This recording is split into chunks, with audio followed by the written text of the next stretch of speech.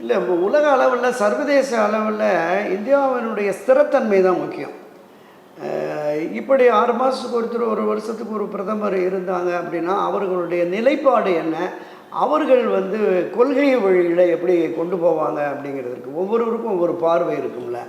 அப்போ ஒரு ஒருமித்த பார்வை என்பது இல்லாத நிலையில் அது எந்த அளவிற்கு சாத்தியம் அப்படிங்கிறது தெரியல. ஸோ அப்படிப்பட்ட ஒரு கருத்தாக்கத்திற்கு, ஒரு மனநிலைக்கு மக்கள் வந்தால் நிச்சயம் அதை பரீட்சித்து பார்க்கலாம்.